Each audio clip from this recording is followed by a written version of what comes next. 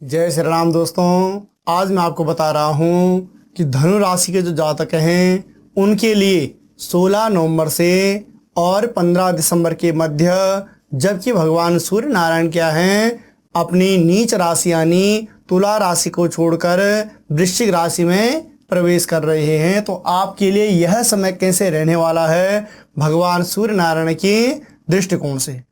तो दोस्तों सबसे पहले तो ये देख लीजिए कि भगवान सूर्य नारायण आपके कहाँ बैठे हुए हैं, द्वादश भाव में बैठे हुए हैं। 12वें घर में बैठने का ये तात्पर्य होता है दोस्तों कि यह व्यय भाव भी है और साथ ही साथ यह क्या है, विदेश गमन का भाव भी है। तो दोस्तों ये समझ लीजिए कि जो द्वादश भाव जो हमारा होता है वह विदेश यात्रा से भी संबंधित होता है, व्यय भाव से भी संबंधित होता है। तो व्यय भाव का ये तात्पर्य होता है कि कई बार जो हमारा जीवन है दोस्तों उसमें खर्चे कई अनेकों प्रकार से होते हैं, अनेकों प्रकार से, यानी कि कई बार हमारे घर में कोई शुभ कार्य इत्यादि होते हैं, षोडश संस्कार से रिलेटेड कोई संस्कार इत्यादि होता है, या कई बार क्या होता है कि जो खर्चा होता है वह बीमारियों में लग जाता है, कई बार जो खर्चा होता है वह बच्चों की एजुकेशन इत्यादि में लग जाता है। तो व्यय तो हर एक प्रकार से होता ही है, मगर उसका कुछ व्यय ऐसे होता है हमारे जीवन में कि जिससे क्या होती है, हमें सुख की अनुभूति होती है, और एक व्यय ऐसा होता है कि जीवन भर हमें क्या कर देता है, कई बार कर्जदार भी बना देता है, यानी उस व्यय से हमें हमेशा क्या होती है, हानि की प्राप्ति होती है। तो यह जो सूर्य नारायण इस समय आपके द्वादशेष भाव में बैठे हुए हैं, व्यय यानी यह खर्चा से भरा हुआ समय आपका रहेगा, मगर इस समय क्या है कि विदेश गमन के भी यह आपके अच्छे योग बनाने वाला है। उसके बाद दोस्तों पुनः प्रथम, द्वितीय और तृतीय दृष्टि भगवान सूर्य नारायण की कहाँ पड़ रही है, आपके बैंक बैलेंस के भाव पे, और साथ ही साथ यह क्या है, कुटुंब का भाव भी है, वाणी का भी है, और साथ साथ में यह नेत्रों से संबंधित भी है। दोनों भाव दोस्तों, यह बायां नेत्र से संबंधित होता है और यह दायां नेत्र से संबंधित होता है। तो इस समय विशेष रूप से आप क्या है, नेत्रों का आपको विशेष रूप से अपना क्या करना चाहिए, ध्यान रखना चाहिए, क्योंकि नेत्र से संबंधित विकार यह आपके जीवन में उत्पन्न कर सकता है।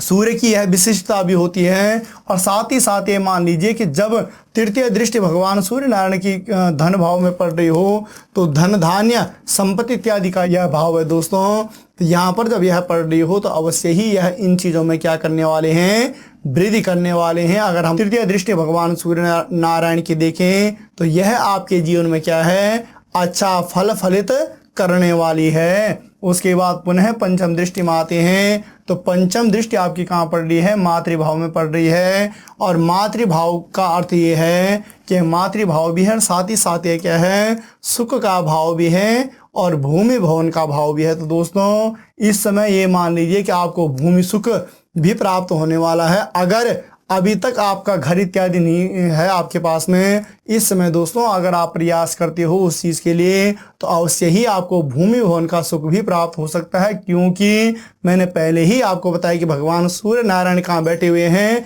आपके व्यय भाव में बैठे हुए हैं। व्यय भाव में बैठने का ये तात्पर्य है कि यह तो खर्चा तो आपका करवाने वाले ही हैं, तो उसमें थोड़ा सा आपको यह सोचना पड़ेगा कि वह जो खर्चा है हमें किस रूप में करना है। तो उसके लिए थोड़ा सा कुछ निश्चय दोस्तों हम स्वयं भी करते हैं कि जब हमारे इस प्रकार से ग्रह बैठे हुए होते हैं तो हम उनके लिए क्या प्रयास कर पा रहे हैं। उसके बाद पुनः पंचम दृष्टि के बाद हम आते हैं षष्ठम और सप्तम दृष्टि इनकी कहाँ पड़ रही है, आपके शत्रु भाव रिपु भाव में पड़ रही है। यह क्या है, शत्रु, चिंता, रोग और ऋण का भाव भी है दोस्तों। तो रिपु भाव का अर्थ दोस्तों यहाँ पर वह रिपु यानी वह शत्रु भाव दिखाया गया है कि जो हमारे जीवन में हमारे लिए क्या होते हैं, पग पग जब हम अपने जीवन में कुछ उन्नति कर रहे होते हैं उस समय वह जब हमारे लिए बाधा कारक बनते हैं या उनसे संबंधित है। तो जब भी कोई क्रूर ग्रह यहाँ पर बैठा हुआ हो या दृष्टिगत हो यहाँ पर, तो ये समझ लीजिए उस समय वह हमारा कुछ भी नहीं बिगाड़ सकते। यानी कि भगवान सूर्य नारायण रिपु भाव से अगर भी हम देखें तो यहाँ पर भी हमें काफ़ी क्या कर रहे हैं, सपोर्ट कर रहे हैं। सपोर्ट करने का ये तात्पर्य है कि इस समय क्या है कि अगर हमारे जीवन में कोई ऋण इत्यादि भी है या कोई केस इत्यादि चल रहा है दोस्तों, तो उसमें भी अगर हम प्रयास करते हैं तो उसमें भी हमें सफलता अवश्य ही प्राप्त होती है। सप्तम दृष्टि क्योंकि क्या होती है, हमेशा पूर्ण दृष्टि होती है। उसके बाद अष्टम और नवम दृष्टि इनकी कहाँ पड़ रही है, आपके मार्केश भाव में पड़ रही है। और जैसे कि मैंने पहले ही आपको बताया कि भगवान सूर्य नारायण कहाँ बैठे हुए हैं, व्यय भाव में भी बैठे हुए हैं, साथ ही साथ आपके विदेश गमन के भाव में भी बैठे हुए हैं। तो यह जो भाव है होता है दोस्तों, तो इस भाव में जब नवम दृष्टि अष्टम भाव की लगन के हिसाब से यह क्या है, अष्टम भाव है। और भगवान सूर्य नारायण की दृष्टि कोण से यह क्या है, नवम भाव है। जब यहाँ पर भगवान सूर्य नारायण की दृष्टि पड़ रही हो तो ये समझ लीजिए कि यह विदेश गमन के योग भी बनाएगा, और साथ ही साथ यह क्या है, आकस्मिक परिवर्तन के योग भी बनाएगा। आकस्मिक परिवर्तन से आपको धन लाभ की भी प्राप्ति होगी। मगर साथ ही साथ आपको यहाँ पर थोड़ा सा ये ध्यान देना पड़ेगा दोस्तों कि यह क्या है, दुर्घटनाओं से भरा हुआ भाव भी है। तो इसमें हमें थोड़ा सा वाहन इत्यादि अगर हम चलाते हैं तो उनमें हमें थोड़ा सतर्क रहने की आवश्यकता है। अगर हम इस प्रकार से अपना यह समय ग्रह गोचर के हिसाब से, जब भगवान सूर्य नारायण हमारे द्वादश भाव में बैठे हुए हैं, व्यय भाव में बैठे हुए हैं, इस प्रकार से मैं फल फलित कर रहे हैं, तो दोस्तों इसके अनुसार ऐसा जब फल फलित कर रहे हैं तो समझ लीजिए कि यह समय हमारे लिए क्या है, हमारे हित में रहने वाला है।